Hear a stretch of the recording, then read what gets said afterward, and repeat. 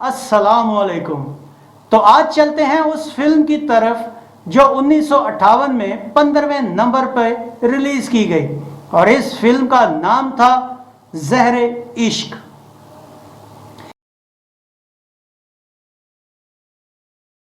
ये film select pictures के banner तले पेश की गई जिसके डायरेक्टर मसूद परवेज थे। इस फिल्म को सुल्तान जिलानी और ख्वाजा खुर्शीद अनवर ने प्रोड्यूस किया, जबकि इसकी कहानी ख्वाजा खुर्शीद अनवर ने लिखी। डायलॉग के लिए सैयद इम्तियाज अली ताज की खिदमत हासिल की गई, जबकि स्क्रीन प्ले ख्वाजा खुर्शीद अनवर ने खुद लिखा। इस फिल्म के कैमरामैन नबी अहमद थे। उर्दू जुबान की यह फिल्म मलिका स्टूडियो में तैयार की गई। आइए एक झलक इस फिल्म के अदाकारों पर भी डालें। इस फिल्म के खास अदाकारों में मुसरत नज़ीर, हबीब, यास्मीन, बिब्बो, नुसरत कारदार, नीलो, अली बाबा, आगा पीरजान, एम इस्माइल, माया देवी, पिशू और सुल्तान राही बतौर एक्स्ट्रा शामिल थे। इस फिल्म की स्टोरी क्या थी, आइए देखते हैं। यह फिल्म मोहब्बत में पागलपन की इंतहा को सामने रखकर बनाई गई, जिसमें बताया गया है कि बाज मोहब्बत करने वाले ऐसे भी होते हैं जो अपनी मोहब्बत में किसी की जरा सी भी शराकत बर्दाश्त नहीं कर सकते। फिल्म की कहानी जमील अदाकार हबीब और सामली अदाकारा मुसरत नज़ीर की मोहब्बत के मुतालिक है। अमीर खानदान से ताल्लुक रखने वाले जमील की मंगनी उसकी कजन सलमा अदाकारा यासीन से हो चुकी होती है। दूसरी तरफ सामली एक सपेरे कबीला से ताल्लुक रखती है। सामली जमील की मोहब्बत में इस कदर पागल होती है कि वो जमील पर किसी का साया भी बर्दाश्त नहीं कर सकती। जमील की मां अदाकारा बिब्बो उनकी मोहब्बत के सख्त मुखालिफ होती है। सांवली का बाप उसकी शादी कहीं और करना चाहता है मगर सांवली नहीं मानती।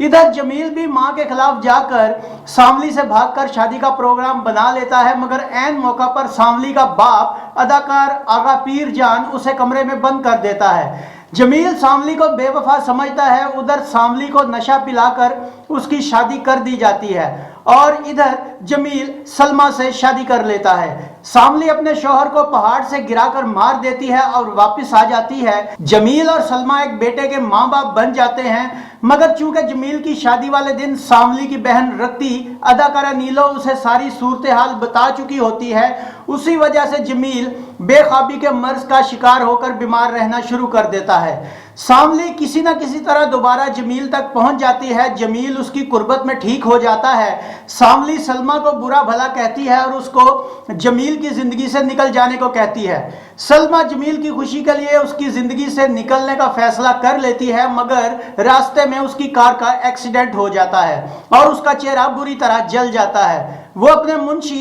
एम इस्माइल से कह देती है कि उसके जिंदा रहने का किसी को पता न चले। जमील सांवली से शादी कर लेता है और अलहदा रहना शुरू कर देता है। जमील की मां उसके बच्चे अदाकार पिशू को अपने पास रख लेती है। जमील और सांवली की शादी के 4 साल बाद भी उनके यहाँ औलाद नहीं होती। जमील सांवली को समझाता है कि हमारा अपना बच्चा है, हम उसे ले आते हैं, मगर सांवली नहीं मानती। आखिर अपने बाप और बहन के कहने पर वो मान जाती है। जमील अपना बच्चा लेने जाता है, मगर बच्चे की दादी यानी जमील की मां साफ इनकार कर देती है।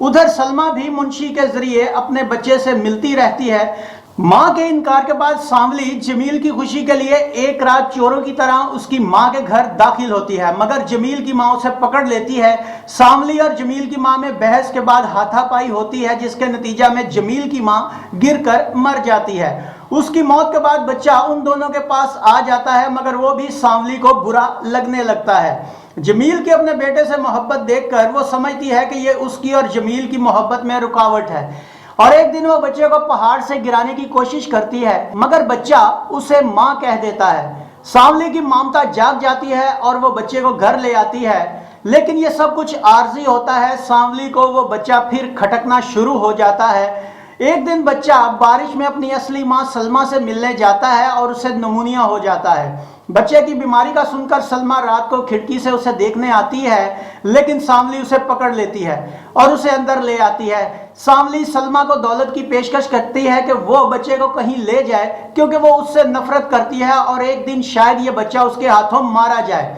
इसी दौरान वो सलमा को पहचान जाती है और दोबारा उसे बुरा भला कहती है। सलमा के जाने के बाद सांवली अपने कबीले की बूढ़ी जादूगरनी से बच्चे को मारने के लिए जहर लाती है और बच्चे के कमरे में पहुंच जाती है, मगर उसी दौरान बच्चा उसे फिर मां कह देता है और कहानी सुनाने की फरमाइश कर देता है। ये बात सांवली की दुनिया तब्दील कर देती है। सांवली उसे गोद में बिठाकर कहानी सुनाना शुरू करती है, जहर की बोतल खोलती है और खुद ही पी लेती है।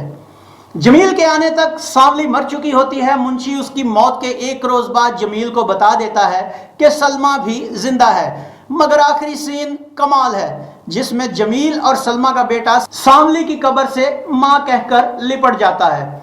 फिल्म का टाइटल रोल मुसर्रत नज़ीर ने अदा किया। एक मोहब्बत करने वाली इंतहा पसंद नफ्सियाती किरदार को जिस एक्सप्रेशन से अदा किया वो लाजवाब था। इस फिल्म में मुसर्रत नज़ीर की एक्टिंग उरूज पर थी और वाकई इसके बाद वर्सटाइल का टाइटल उनके पास ही था। जैसे जाने बहार में उन्होंने साबित किया कि वो मैडम नूरजहां का उस फिल्म में सही नेमुल बदल थी। मुसर्रत नज़ीर की किस्मत यक्के वाली। जाने बहार के बाद ये एक ऐसी फिल्म थी जिन्हें उनके कैरियर की दी बेस्ट फिल्म कहना मुनासिब होगा। हबीब की एक्टिंग बहुत ज्यादा ओवर रही और इस फिल्म में नीलो एक साइड कैरेक्टर में खुलकर सामने आई। इसके अलावा अमीर और बावकार खातून के कैरेक्टर में अदाकारा बिबो की अदाकारी भी बेमिसाल थी। और सबसे ज्यादा जिक्र करना यहाँ मैं जरूरी समझूंगा मास्टर पिशू का, एक नन्हे एक्टर का, जिन्होंने इस फिल्म में एक निहायत अहम किरदार अदा किया। इस फिल्म का म्यूजिक कैसे और किन लोगों के जरिए तरतीब दिया गया, आइए देखें। इस फिल्म के गानों की शायरी कतील शिफाई ने की, जबकि म्यूजिक ख्वाजा खुर्शीद अनवर ने तरतीब दिया। गुलकारों में जुबैदा खानम, कौसर परवीन और नहीद नियाजी शामिल थे। इस फिल्म के गानों की तादाद क्या थी और कौन से गुलकार ने कौन सा गाना गाया, देखते हैं। 10 गानों पर मुश्तमिल इस फिल्म में जुबैदा खानम के छम छम नाचू मेरे पिया घर आए, मेरे पिया घर आए रे। छम छम नाचू मेरे पिया घर आए, मेरे पिया घर आए रे। छम छम नाचूं मेरे पिया घर आए, रात चांदनी मैं अकेली। रात चांदनी मैं अकेली, रात चांदनी मैं अकेली, रात चांदनी मैं अकेली, रात चांदनी मैं अकेली। और ये दोनों गीत मुसर्रत नज़ीर पर पिक्चराइज किए गए। सोजा रे सोजा लाल हमारे, ये इस फिल्म का स्लो वर्जन गीत था। इसी गीत को दोबारा रिवाइज किया गया, यानी कि सोजा रे सोजा लाल हमारे, अम्मी के प्यारे राज दुलारे। सोजा रे सोजा लाल हमारे, अम्मी के प्यारे राज दुलारे। सोजा रे सोजा लाल हमारे। सुनो अर्ज मेरी कमली वाले, कोई क्या समझे कोई क्या जाने।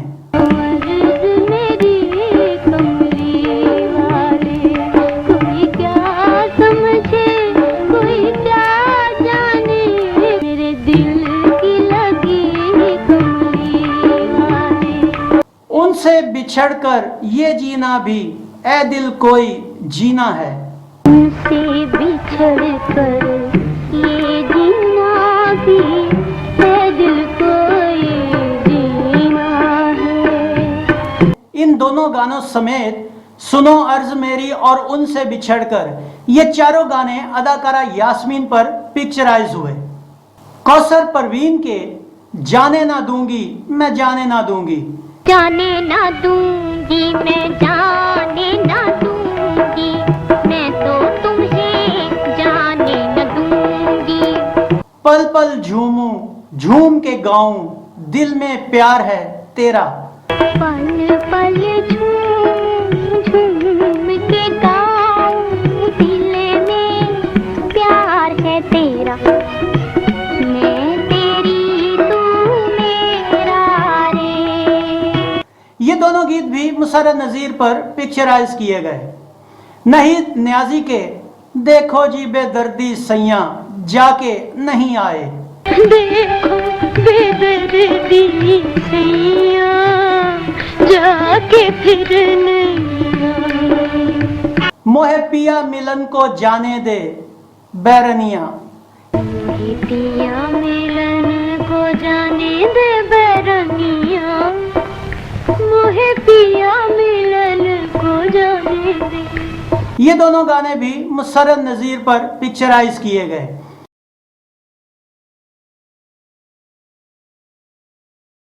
ये फिल्म भी हसरत, जाने बहार, नई लड़की और परदेसी के साथ 21 अप्रैल 1958 बरोज पीर ईद उल फित्र के दिन नुमाइश के लिए लाहौर सर्किट और कराची के एरोज सिनेमा में पेश की गई।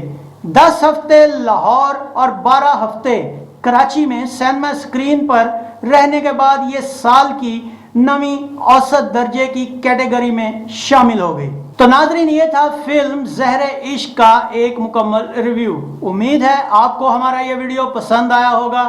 अगर हमारा ये वीडियो पसंद आया हो तो इसे लाइक कीजिए, हमारे चैनल को सब्सक्राइब कीजिए और बेल आइकॉन को दबाना मत भूलिएगा ताकि हमारा आने वाला हर नया वीडियो आप तक पहले पहुंचे। इस फिल्म में शामिल अपने किसी भी पसंदीदा अदाकार, अदाकारा, एक्स्ट्रा अदाकार, एक्स्ट्रा अदाकारा, गुलकारा, मौसीकार या इस फिल्म की कहानी के बारे में आप जो भी जानते हैं या कुछ कहना चाहते हैं तो कमेंट्स बॉक्स में अपनी राय का इजहार ज़रूर कीजिए, जो हमारे चैनल के लिए बेहतरी का बायस हो और हमारे नाजरीन के लिए मज़ीद मालूमात का सबब बने। इस वीडियो को शेयर कीजिए ताकि हमारी ये मालूमात आपके ज़रिए दूसरों तक भी पहुँचे। गुलफाम को इजाज़त दीजिए। अगले वीडियो में एक नई फिल्म के रिव्यू के साथ आपके सामने दोबारा हाजिर होंगे। अपना बहुत सा ख्याल रखिएगा। अल्लाह आपका हामी और नासिर हो। अल्लाह हाफिज़।